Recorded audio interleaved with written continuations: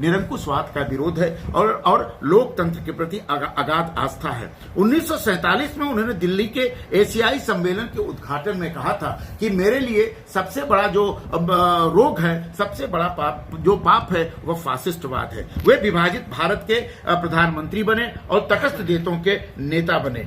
1957 में चाओ एन लाई भारत आए। 28 नवंबर को सीमा विवाद पर उन्होंने बात की। मतभेदों को उन्होंने पंचशील की भावना से निपटाने का आश्वासन देकर भारत के इस शांतिप्रिय प्रधानमंत्री को धोखा दिया। चाओ एन लाई जब भारत को छोड़ करके नेहरू से मिलने के बाद चीन गए तो 1962 में उन्होंने भारत पर आक्रमण किया और भारत पर यह आक्रमण एक आघात था नेहरू के लिए, असह्य वेदना थी और उनके राजनीतिक चिंतन, उनके राजनीतिक व्यक्तित्व पर एक धब्बे की तरह उसको माना जा सकता है। उन्होंने अपने अंतिम वसीयत में भारतीय संस्कृति की प्रेरणाओं को छूते हुए कुछ वाक्य लिखे। उन्होंने लिखा कि जब मैं मरूं तो मेरा क्या हो। उन्होंने लिखा कि मैं मरूं तो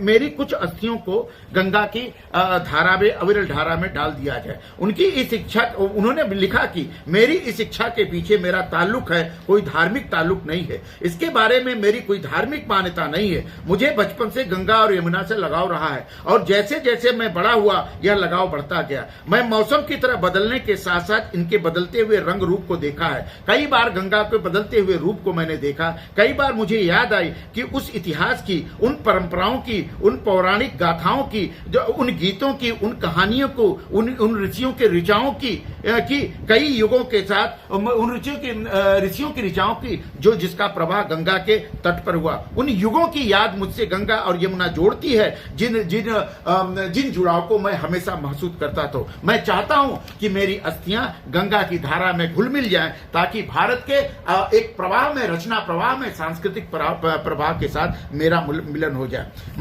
नेहरू ने आगे लिखा, मैंने कभी भी भारत की पुरानी मान्यताओं, रीतियों और रस्मों को स्वीकार नहीं किया। मैंने उन रीतियों और रस्मों को तोड़ने का काम किया। मैं चाहता हूं कि हिंदुस्तान इन सब जंजीरों को तोड़ दे, रीतियों को तोड़ दे, परंपराओं को तोड़ दे और धार्मिक मान्यताओं को तोड़ दे, जिसके कारण से भारत जकड़ा रहा और उस जकड़न को मैं हमेशा महसूस करता रहा। जवाहरलाल नेहरू का जो राजनीतिक विचार है वह अद्भुत है। जवाहरलाल नेहरू का राजनीतिक विचार साहसिक तन्मयता का प्रतीक है। वह दायरों में बंद करके नहीं है, वह एक महान नेता के रूप में उभरते हैं। उनके व्यक्तिगत जीवन में कठोर अनुशासन था। वे अपने जीवन को बांध करके नहीं देखना चाहते, संकीर्ण मान्यताओं में नहीं देखना चाहते। अर्थात जवाहरलाल नेहरू एक उदारवादी चिंतन के प्रतीक थे। उन्होंने भारत के बहुत सांस्कृतिक स्वरूप को समझने का प्रयास किया और बहुसांस्कृतिक स्वरूप को एकजुट रखने के लिए उन्होंने अपने उदारवादी मान्यताओं को आगे बढ़ाया। उनका व्यक्तित्व ही अमूल्य एक अपूर्व धरोहर है, जिस धरोहर को आगे दे करके भारतीय राजनीतिक चिंतन का विकास हुआ। उनमें निर्णय लेने की अद्भुत क्षमता थी। दुनिया में कुछ आदमी ऐसे होते हैं जो युद्ध और संघर्ष में अपनी संपूर्ण ऊंचाई के साथ दिखाई पड़ते हैं। जवाहरलाल नेहरू भी इसी प्रकार के आदमी थे। उन्होंने स्वयं एक बार कहा था कि जब मैं युद्ध में चलता हूं तो मैं जीवित अनुभव करता हूं और जब मैं शांति में रहता हूं तो मैं अपने को मृत समझता हूं। ऐसा मालूम होता है कि जब युद्ध में मेरी नाड़ियों में जोर से खून दौड़ रहा है और समझौते के वक्त जब लड़ाई खत्म हो जाती है तो मैं बेजान सा महसूस करता हूं। इसका मतलब कि नेहरू ने संकट मैनेजमेंट या संकट मैनेजमेंट में उनको महारत हासिल थी। वे संघर्ष के दिनों में, संकट के दिनों में अपने राजनीतिक कौशल का प्रयोग करने में वे चूकते नहीं थे। पंडित जवाहरलाल नेहरू को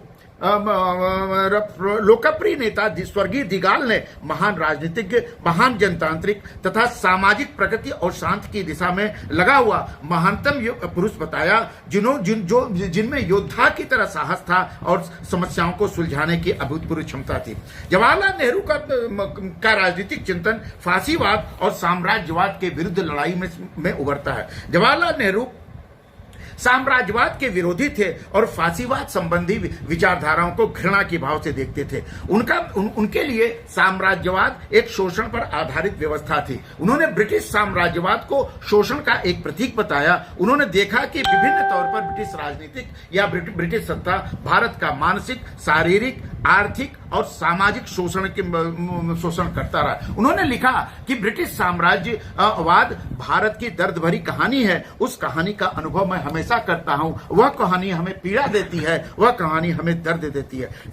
10 फरवरी 1927 में ब्रुसेल्स में साम्राज्यवाद विरोधी अंतर्राष्ट्रीय कांग्रेस में नेहरू ने शोषण की दर्द भरी कहानी को बताया था और भारत के उन पीड़ा को समझाने का प्रयास दुनिया को किया था। उन्होंने तीव्रतम आलोचना करते हुए, साम्राज्यवाद की तीव्रतम आलोचना करते हुए कहा था कि भारत में हमें साम्राज्यवाद की पूरी ताकत से तजुर्बा हो चुका है। साम्राज्यवाद का मतलब हम बहुत अच्छी तरह समझते हैं और इसलिए हमें उस तहरीक में दिलचस्पी है जो साम्राज्यवाद के खिलाफ हो। यदि